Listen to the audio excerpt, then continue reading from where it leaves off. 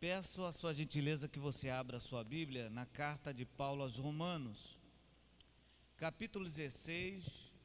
Nós vamos meditar somente em um versículo, versículo de número 13.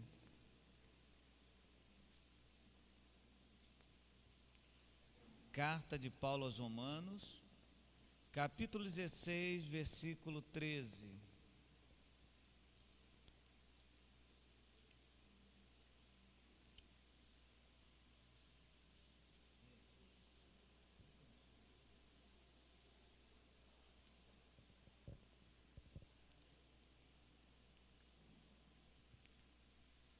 Você achou? Eu conheci e conheço um velho senhor que ele fala para mim que esse barulho das folhas assim sendo agitadas na Bíblia, na igreja, né? Ele fala para mim que é muito importante. Eu falo assim, mas por quê? Aí ele falava assim, porque quando os irmãos estão manuseando a Bíblia, Deus está fazendo milagres. Aí toda vez quando você está procurando o texto, eu fico lembrando disso e crendo nisso. Creio que Deus está fazendo milagre na sua vida. Creio que Deus realmente está operando na sua vida. Você achou? Diz assim a palavra de Deus, carta de Paulo aos Romanos, capítulo 16, versículo 13. Saudai Rufo, eleito no Senhor, e igualmente a sua mãe, que também tem sido mãe para mim. Eu vou repetir a parte inicial do versículo, porque será nela que vamos nos deter. Saudai Rufo, eleito no Senhor. Ó Deus, nós te louvamos, Senhor, pela tua palavra. Eu te peço, fala conosco, em nome de Jesus. Amém e amém. Você pode sentar.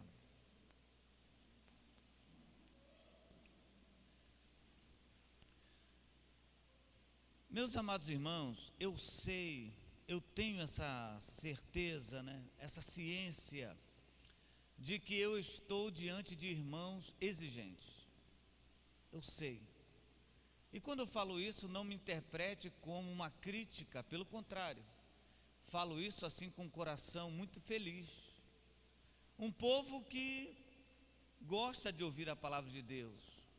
Um povo que gosta de aprender a palavra de Deus e com a palavra de Deus. Então é uma plateia muito exigente. E eu confesso para você que hoje eu vou me arriscar. Eu vou me arriscar porque trago para você uma mensagem muito simples. E eu vou correr o risco de você me achar simplório demais. Mas ao mesmo tempo, sinto a responsabilidade de vos falar sobre um tema batido, comentado e, por que não falar, para muitos esgotado. Eu quero falar para você sobre o Evangelho de Jesus.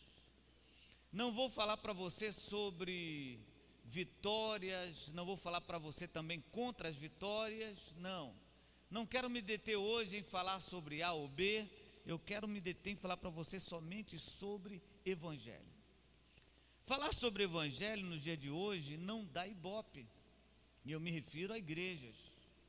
A igreja hoje, e por favor, eu não estou aqui jogando carapuças, mas a igreja do modo geral, tanto nos estados do Nordeste como em todo o Brasil, hoje a igreja preocupa-se e luta muito por uma mensagem motivacional. E confesso para você que existem muitas pregações que você não sabe se está numa igreja ou se está numa palestra secular. Porque é tão comum, é tão igual, é tão semelhante, que você não sabe o que você está ouvindo mais. Paz, meus senhores, que existem pregações hoje que não citam mais o nome de Jesus. Você pode estar achando um exagero meu, mas eu me recordo muito bem, quando fui pregar numa igreja e falei de Jesus, quando acabou o culto, um irmão me procurou e falou assim: pastor, eu quero te felicitar, eu quero sinceramente te parabenizar. Por quê? Porque eu estou cansado de ouvir falar de Davi, de Gideão, de Josué, eu queria ouvir falar de Jesus. É um negócio impressionante. E hoje eu vou falar disso para você. Talvez você saia daqui ou já esteja pensando: meu Deus, mas isso eu sei. Mas eu quero pedir a você paciência. Eu quero pedir a você misericórdia. eu quero pedir a você que você esteja com a sua mente ligada em Deus e falando com o Senhor, fala comigo, que o Senhor, que o Espírito de Deus fale ao nosso coração, de uma forma tão profunda, de uma forma tão clara, que nós venhamos sair daqui de uma forma diferente, crentes diferentes, verdadeiramente baseados no Evangelho de Jesus. Nós lemos um texto que se encontra na epístola que muitos chamam de epístola principal de Paulo. Nela, o apóstolo Paulo define sistematicamente as regras da nossa fé. E quando falo regras da nossa fé, eu não estou me referindo, à fé como objeto, mas à fé toda, o Evangelho todo, a nossa crença na sua totalidade. Nessa carta, o apóstolo Paulo resume, define, ele começa a criar dogmas da nossa fé.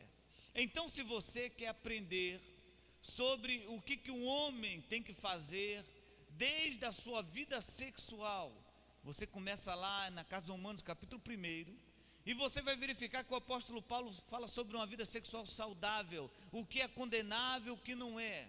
Nesta carta, o apóstolo Paulo dá as regras, dá o caminho para a igreja. É nessa carta que ele mostra para nós o viés, é por aqui que vocês têm que passar. Ela é tão importante que essa carta, ela é totalmente libertadora.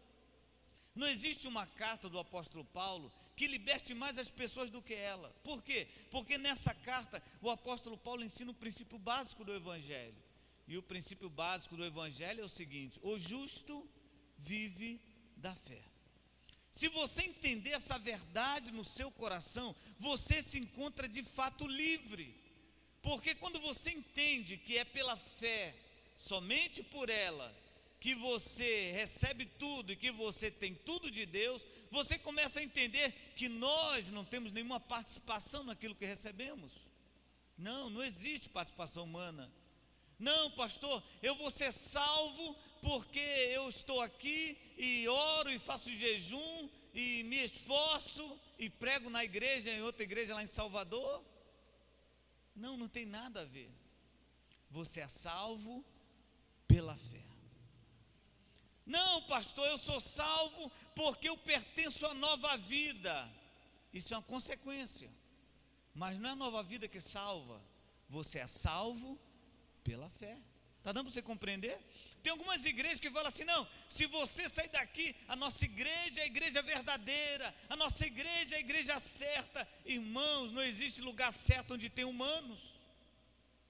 Não existe lugar totalmente sem defeitos onde nós estamos. Você é cheio de defeito, eu sou cheio de defeito. E quando nós nos juntamos, o que aparece? Defeitos. Não é a igreja que salva. Nós somos salvos pela fé. Não é também o seu ritual, a sua roupa. É bem verdade que a Bíblia fala que tudo nos é lícito, mas nem tudo nos convém. Você também não precisa ficar enfurnado num traje de 1910, naquela época medieval, que as mulheres botavam a saia com arame. Não, porque eu tenho que ficar consagrada. Você não precisa, mas você tem que andar decente também. Você é templo do Espírito Santo. Eu sou templo do Espírito Santo. O nosso corpo não é para seduzir ninguém, o nosso corpo é para adorar ao Senhor. Mas não será a sua vestimenta fechada, a sua boca sem batom, a sua orelha sem brinco que vai te salvar. A Bíblia fala: o justo viverá pela fé. Não é libertador um negócio desse?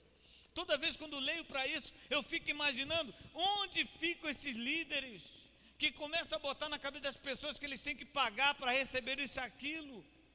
Não, você não precisa pagar para receber bênção de Deus. Você não precisa dar dinheiro para receber bênção de Deus. O justo vive pela fé. Irmãos, isso é libertador. Aleluia. Isso é uma das coisas mais gloriosas do Evangelho. E a Bíblia fala o seguinte: se no teu coração creres e com a tua boca confessares que Jesus é o Senhor, você será salvo.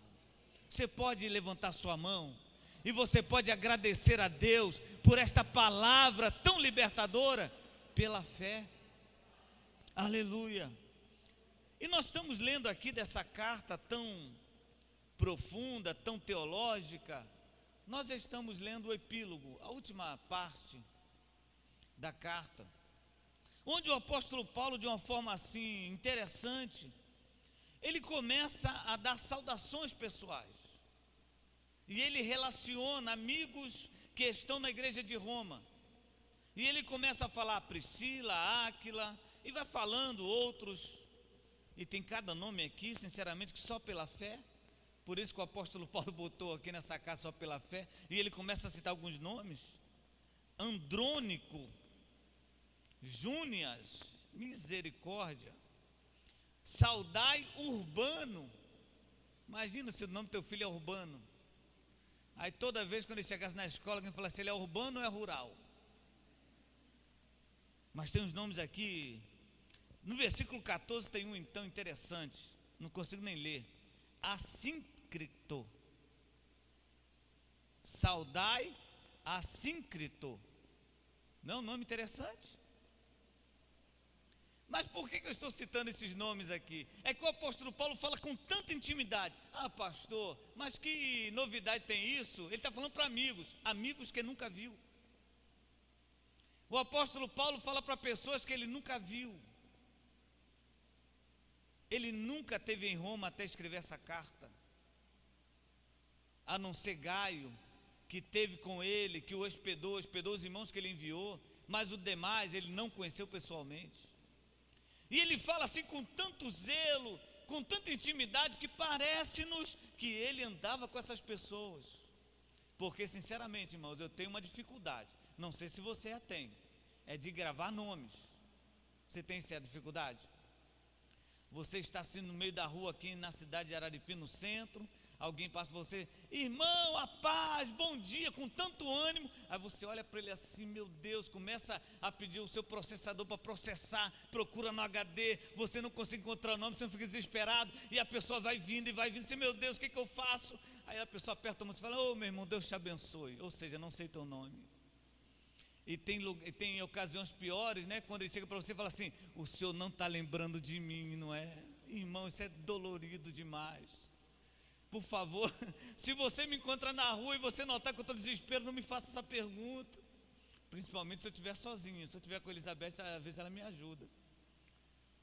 Mas Paulo não, Paulo ele começa a dizer os nomes com tantos detalhes. E agora no versículo 13, ele cita um homem chamado Rufo, é outro nome interessante, e ele chama esse tal de Rufo, ele dá um título para ele, eu não sei se bem título, mas ele define esse homem e fala o seguinte, eleito no Senhor.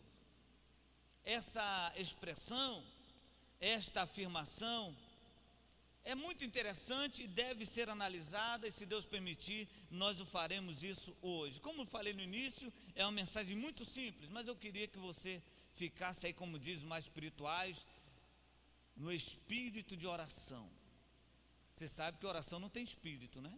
Você deve até estar orando em espírito, mas espírito de oração nunca vi. Mas isso para lá. Vamos então imaginar aqui o que o apóstolo Paulo se refere, ou o que ele quer dizer para este homem ou deste homem. Você sabe muito bem que o apóstolo Paulo, ele era muito chegado, se não, a palavra chegado, não sei se mais apropriada, mas ele era muito próximo de duas doutrinas. Doutrinas, eu falo ensinamentos. A primeira doutrina era a doutrina da predestinação.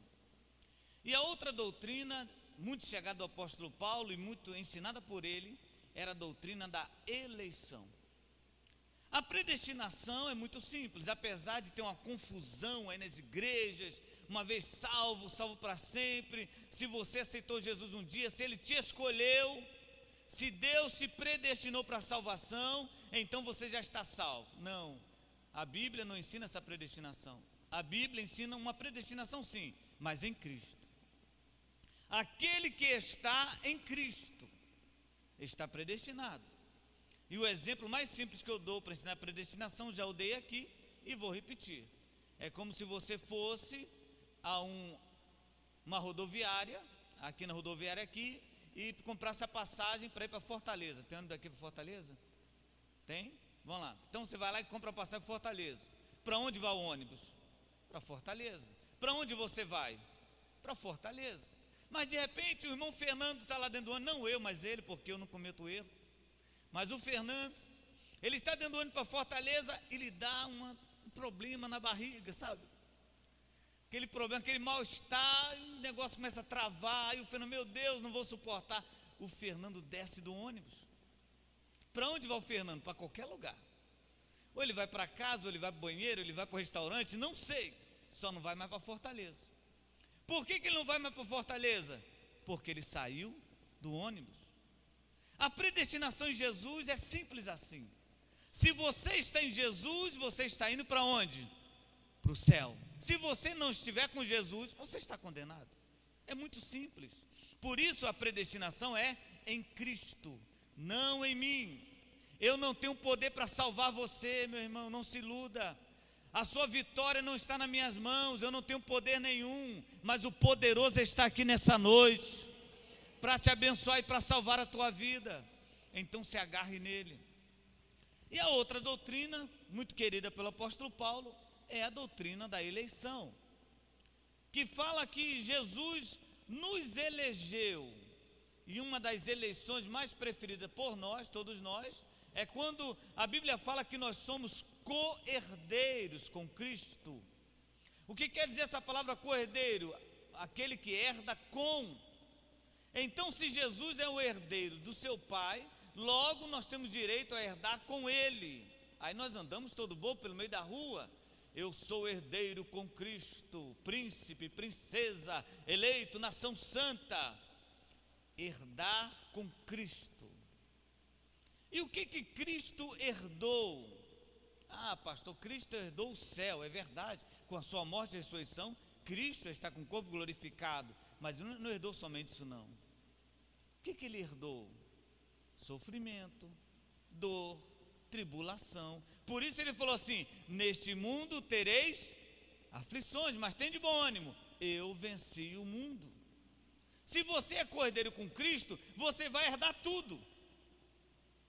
Por isso aquele salmo que você gosta de ler, e muitos o leem errado, que é o Salmo 23, que fala assim: o Senhor é meu pastor, nada me faltará. O que é nada, irmãos? É o carro? É a casa? É o dinheiro? Nada é? Nada. Então você vai ter tudo. E eu vou dar uma lista para você de tudo. Você vai ter dinheiro, você vai ficar sem dinheiro, você vai ficar com saúde, vai ficar sem saúde, você vai nascer, você vai morrer, tudo. Você vai sorrir, você vai chorar, porque quem está em Deus, nada te falta. Tomara que você não saia correndo daqui hoje. Nada falta para nós. A eleição em Cristo é quando o apóstolo Paulo tem a dizer que em Cristo nós fomos eleitos, nós conquistamos uma posição. Só que quando Paulo fala para Rufo, esse nome eu queria que você decorasse. Por quê, pastor? Por nada, só queria que você decorasse. Não tem nenhuma interpretação dele, não tem nenhum significado, só queria que você decorasse. Quando Paulo chama Rufo de eleito, compreenda bem agora, porque será necessário você entender o restante da mensagem, se você entender esse ponto que eu vou dizer para você. Paulo não está falando de doutrina de eleição. Paulo não está falando basicamente numa doutrina, você é um eleito, não. Paulo está fazendo um elogio. Paulo está discriminando aquele homem, definindo a vida dele. É como se Paulo estivesse olhando para ele e falasse assim: Rufo, você é um eleito. O seu comportamento me revela isso. O evangelho de Jesus não é uma pressão religiosa, irmãos. O evangelho de Jesus não é uma pressão ritualista, o que muitos acreditam que é. Não, eu vou para a igreja porque eu tenho que assistir um culto, eu tenho que tomar a ceia, um ritual. E essa religião opressora, ela é tão evidente em nosso meio que quando você pergunta a alguém qual a sua religião, quando a pessoa não tem, ela mente. Ah, eu sou católico. Católico? Não, meu pai era.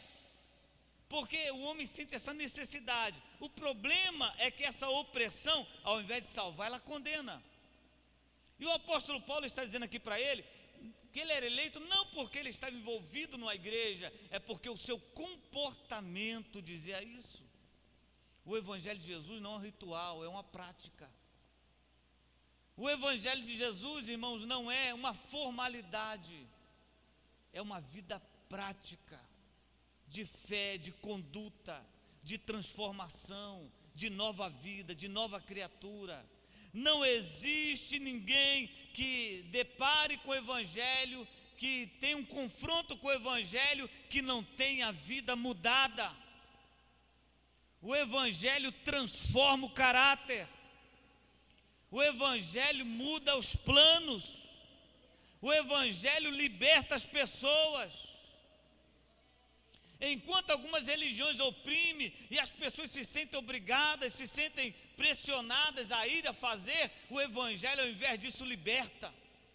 A pessoa se sente livre, não tem mais corrente aprisionando, não tem mais demônio na carcunda, a pessoa fica leve. Não tem mais condenação, não tem mais dedo apontando, não. Jesus não está aqui apontando o dedo para você, não. Jesus está aqui com os braços abertos, querendo abraçar você e dizer: eu te amo, meu filho. Este é o evangelho libertador de Jesus. Aquele que liberta o homem, aquele que transforma o homem. Eu quero definir para você o evangelho, dizendo para você que o evangelho é um estilo de vida. Existem muitas tribos como eu falo agora, por favor, não interprete indígenas, eu me refiro a grupos. Temos a tribo dos surfistas. Outro dia, quando falo outro dia, entenda-se muitos anos atrás, eu fui evangelizar um surfista, e quando cheguei próximo a ele, falei assim: bom dia, e estendi a mão para ele, irmãos, foi um negócio assim cômico. Ele apertou minha mão, apertou, virou, bateu, não sei o que. Eu falei: meu Deus do céu, o que é isso? E ele falou assim: fala, bro. E que mistério é esse, gente? Bro. Existem também outras tribos, que são aqueles que nós chamamos de góticos, né? Aqueles que se vestem de preto. Aquele menino com aquele cabelo comprido. Eu fico só olhando esses jovens hoje em dia, 16, 17 anos, com cabelo rosa, vermelho. Eu fico imaginando quando tu fizer 30 anos infeliz, que tu vê a foto e vai falar assim: misericórdia, como eu era feio. Mas é a tribo, né? E eu conheci um rapaz, na época, fazia parte dessa tribo aí, hoje não mais. Ele andava com a corrente aqui pendurada na calça. E era um negócio assim, a calça quase caindo, e uma corrente. E toda vez quando eu passava por ele, estava com ele, eu falava: rapaz, para que isso? Ele falava: isso é estilo. É cada coisa, né? Isso é meu estilo. Bom, onde eu quero chegar com isso? Que religião não é uma teoria, é um estilo de vida. E como estilo de vida tem até o vocabulário próprio. Você sabia disso? Tem um costume próprio. Tem os lugares que nós frequentamos que são lugares comuns, porque nós temos o mesmo estilo. Porque quando você pensa que o evangelho é somente dentro da igreja e não é estilo, lá fora você não é crente. Você chega na igreja, você canta, você roda num pé só. Você fala: eita mistério. Mas quando sai da igreja para fora, como o evangelho não é estilo de vida para você, você faz tudo ao contrário do que você faz aqui dentro. O evangelho de Jesus tem que ser para nós um estilo de vida. Você tem que ser crente onde você estiver. O seu vocabulário tem que ser de crente aonde você estiver. É o estilo que você escolheu. Aleluia, eu sou crente em Jesus Cristo, o meu Senhor. Aleluia. Alguns anos atrás, quando você encontrava um crente, eu falava assim: irmão, você é crente? Ou pessoa, ou fulano, ou senhor, você é crente? A pessoa falava assim: graças a Deus pela misericórdia do Senhor Jesus Cristo. Tirando a impostação de voz, está tudo certo. Não existe coisa melhor do que servir a Jesus. Não existe coisa melhor do que falar: eu sou crente em Cristo Jesus. Não existe coisa melhor do que andar com a cabeça erguida, porque crente não deve, porque crente não fica falando mentira. Você anda em tudo que é lugar de cabeça erguida, com o seu peito bem estufado, e a pessoa fala: por que você é diferente? Porque eu sou salvo, eu sou lavado e remido pelo poder do sangue de Jesus Cristo. Aleluia! É um estilo de vida. O evangelho, irmãos, ou ser crente, é muito mais do que ser diferente. Não, eu sou assim porque eu sou crente, eu sou diferente. Não, ser crente não tem a ver com ser diferente. Ser crente tem a ver com ser transformado. Não, eu sou diferente, eu sou assim mesmo. Se não gostar, come pouco. Eu sou diferente. Lembra que eu falei para você aqui na última pregação? Eu achei muito interessante. Quando um pastor pregando, ele falou que o Estado Islâmico tem os xiitas, né, que é o mais extremista, os xiitas, e os crentes têm os xaatos. É verdade, tem os xaatos no nosso meio. Não perdoa ninguém, não ama ninguém, não sorri, não brinca. Não, eu estou no monte, eu estou no vale. Tu vai na casa da pessoa, 11 horas da manhã, bate, chama, liga, a pessoa não atende. Quando ela sai, ela fala para você assim: eu estava orando. Que nada, irmão. Fala que estava dormindo. Qual o problema em dormir? Quem aqui não gosta de dormir? Levante a sua mão que eu vou orar pelo espírito de sono. Queridos, mas tem aqueles que acham que são diferentes. Usar uma camisa assim, vou ter que te usar de novo, Fernando, não tem jeito. Igual a do Fernando, todo cheio de letra embaralhada. Não, aleluia, eu só uso roupa preta. Porque eu senti no meu espírito.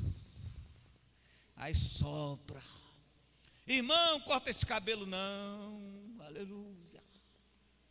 Meu cabelo é de Deus, eu não posso ter cabelo comprido, eu não posso, não, eu sou diferente, é diferente mesmo, só não é transformado. Porque quem é transformado é feliz, irmão. Quem é transformado é uma pessoa alegre, é uma pessoa dinâmica.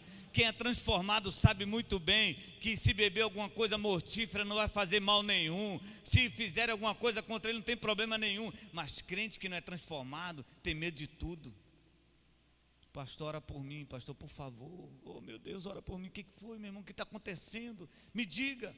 Pastor, eu entrei na casa de uma pessoa e não sabia que ela era espírita. Ah, pastor, e essa pessoa me deu água e eu bebi. Pastor, eu fiquei sabendo depois. Pastor, está uma quinturia aqui no meu bucho, aqui, ó. Está um negócio quente aqui. Deixa de ser frouxo, crente. Deixa de ser bobo, irmão.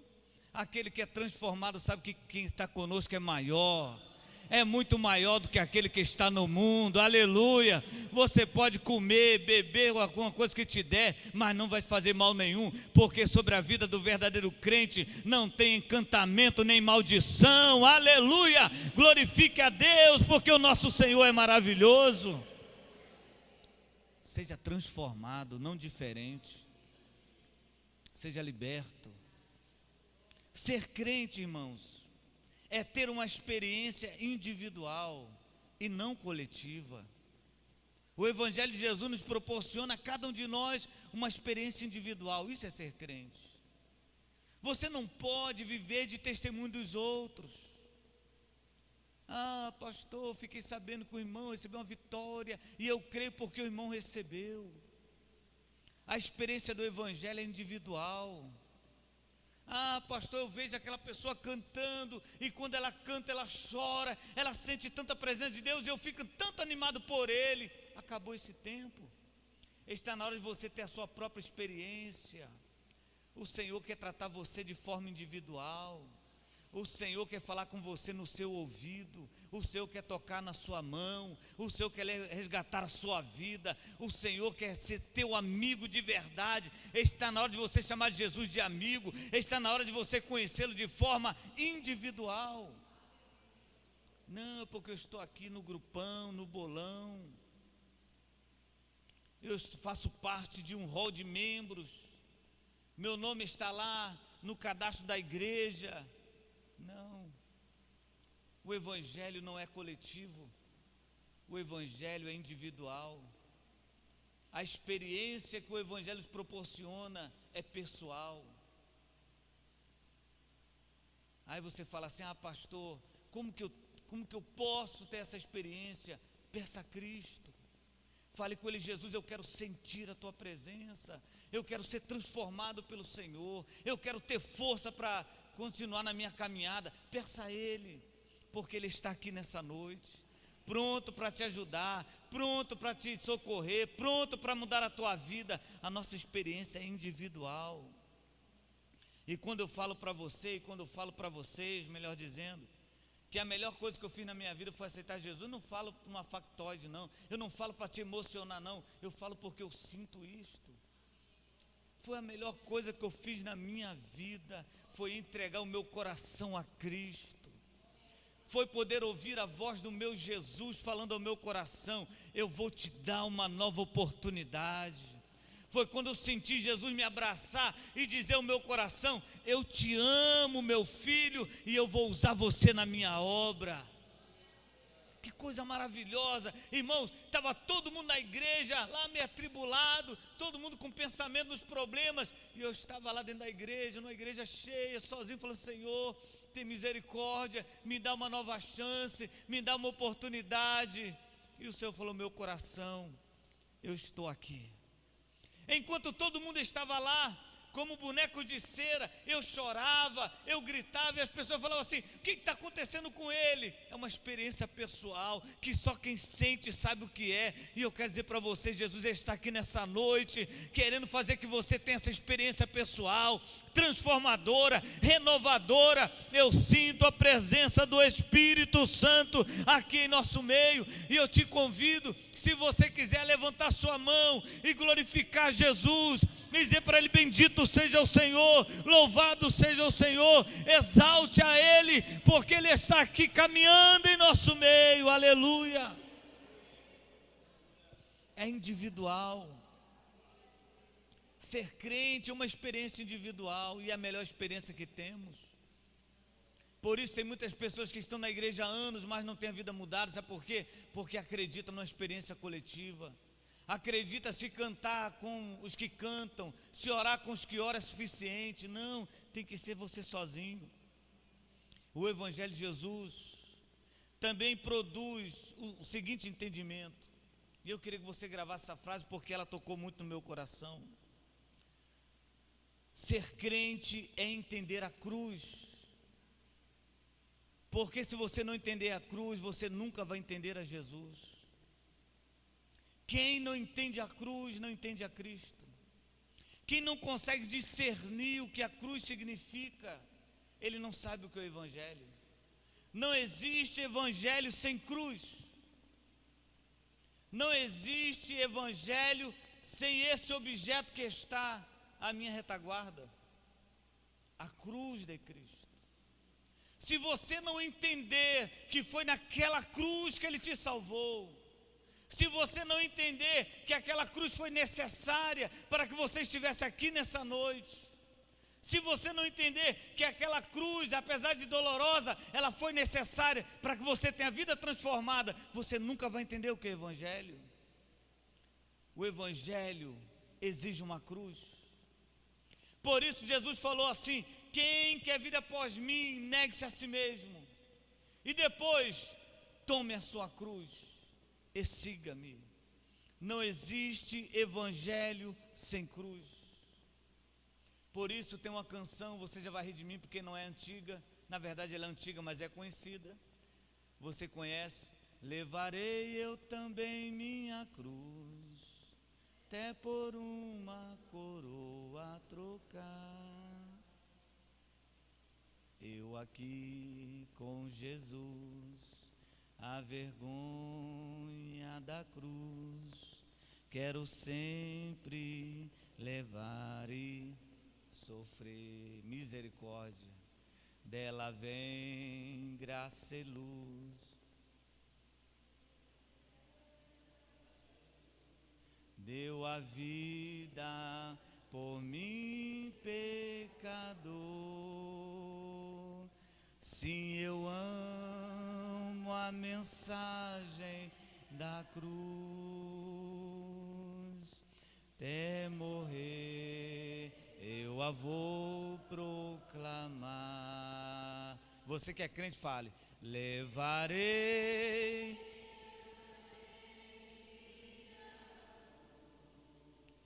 até por uma coroa trocar. Só a parte finalzinha. Levarei bem mim até por uma coroa trocar. Se você está levando uma cruz, sinta-se privilegiado, porque você é servo de Jesus. Aleluia, vamos aplaudir o nosso Deus. Se você está levando essa cruz, um privilégio para nós. O Evangelho de Jesus também nos ensina que ser crente é produzir frutos e não conseguir frutos. Para muitas pessoas hoje, ser crente é conseguir frutos, né? E quanto mais, melhor. Não, eu tenho que ganhar, eu tenho que conquistar, eu tenho que vencer. Oh, aleluia! Eu vou lá na igreja hoje, vou aturar aquele pastor chato pregando porque eu quero conquistar, porque eu quero prosperar, porque eu quero ganhar. Mas o Evangelho de Jesus nos ensina, se você, a exemplo desse homem chamado Rufo, é um eleito de Deus, você tem que aprender que o Evangelho nos ensina que nós temos que produzir frutos e não ficar atrás de frutos. E quais são os frutos que devemos produzir? Eu vou citar somente dois, para você não apanhar muito. Primeiro, misericórdia. Você é misericordioso? A Bíblia fala o seguinte: da mesma maneira que você medir, você será medido. Da mesma maneira que você julgar, você será julgado. Por isso é melhor ser misericordioso. Porque tem pessoas, irmãos, que não têm misericórdia. Quando vê alguém caindo, aí que ele vai em cima e pisa, como se fosse uma barata. Amassa, tortura, até a pessoa acabar e dar o seu último respiro. Não, tinha que morrer mesmo, tinha que sair mesmo. Pastor, o senhor é muito tolerante, pastor, o senhor é muito amável, se é comigo, pastor, eu já tinha mandado o Estado Islâmico degolar essa pessoa. Se é comigo, pastor, eu mandava uma cartinha e falava: some da igreja. Seja misericordioso. Você tem que dar frutos. Olhe para a pessoa com misericórdia, estenda a mão, socorra um amigo, chore com alguém, sofra com alguém. Crente é ser misericordioso. E outro fruto que eu falei que vou citar somente dois, é o fruto que eu, domingo passado, se me falha a memória, eu usei como título da mensagem, que é o perdão. Perdoar é fruto de crente. Só quem perdoa é crente, irmão. E quando eu falo isso, estou dizendo que é fácil, não. Perdoar não é fácil, mas é necessário. Perdoar pode não ser simples, mas é necessário. O Evangelho de Jesus nos ensina que nós precisamos dar frutos e não correr atrás de frutos. Esse é o Evangelho. Vamos voltar aqui ao versículo 13. Quando o apóstolo Paulo, já estou quase concluindo, daqui a 55 minutos eu paro. O apóstolo Paulo fala assim: saudai Rufo, eleito no Senhor, e igualmente a sua mãe. que também tem sido mãe para mim. Como é que pode um negócio desse, gente? Se ele nunca esteve em Roma? Como é que pode ele ter tanta convicção? É porque o Evangelho de Jesus, quando entra numa pessoa, preste bem atenção, ele entra na casa da pessoa. Tem muitas pessoas que falam assim: ah, pastor, meu marido não se converte, a minha esposa se converte, meu filho se converte. Muitas vezes é por teimosia, por rebeldia, mas também muitas vezes é porque o Evangelho não entrou em você. Porque quando ele entra em você, onde você está, ele vai. Crê no Senhor Jesus Cristo e será salvo, tu e a tua casa. Disse Josué: se vocês querem servir outros deuses, podem servir. Eu e a minha casa serviremos ao Senhor. O Evangelho transforma famílias. O Evangelho transforma lares. Eu já te contei de uma história, se não contei vou falar para você, de uma moça que procurou um líder espiritual, para você não ficar falando foi ele, não foi ele, um líder espiritual, que não foi espírita, um líder espiritual, evangélico, da Nova Vida. E essa moça procura esse líder espiritual, Nova Vida foi uma brincadeira minha, e fala assim: por favor, quase que eu falei o título dele, por favor, eu estou com um problema em casa, minha casa só tem briga, muita briga, meu marido chega, a gente discute. Aí aquele homem olha para a mulher: mas como é que acontece? Não, ele chega lá e fica nervoso, ele começa a discutir, aí eu também levanto a minha voz, é uma briga, panela voa, gato voa, cachorro, fica uma confusão, o que eu faço? Aí aquele líder espiritual fala assim: olha, eu vou lhe dar uma água, vou lá atrás pegar essa água é abençoada. Todas as vezes quando o seu marido estiver chegando em casa, a senhora põe 2 goles de água na boca e só engole quando seu marido jantar, que ela é consagrada. A mulher pegou aquela água, levou para casa. Meu Deus, pastor, falei o título, deve ter ungido, deve ter botado a mão, alguma coisa. Aí quando o marido está chegando, ela pega, dá 2 goles e fica. Aí o marido vem: está pronta a janta não? Aí ela: você passou a roupa não? Como é que estão os filhos? Tudo brincando na rua, você não viu não? Aí ele senta para jantar. Aí quando ele começa a jantar, ela bebe. Aí depois, passado um tempo, ela procura o líder e fala assim: olha, a minha vida mudou. Aquela água é ungida mesmo. O senhor não pode me dar mais um pouco dessa água para eu levar para meus parentes? Aí o moço falou para ela assim: a água não tinha nada de especial. A única coisa que precisava acontecer na sua vida, na sua família, é a senhora fechar a boca. Só isso. Como a senhora fechou a boca, Deus deu vitória para você. Tem pessoas que se dizem evangélicas, mas não levam o evangelho para casa. Não consegue ter paciência com o marido, ou com a esposa, ou com o filho. É tudo na ponta da faca, é tudo batendo. O evangelho transforma a nossa vida, para depois transformar a vida dos nossos parentes. Você crê nisso? O evangelho é aquele que transforma a nossa vida, a nossa família.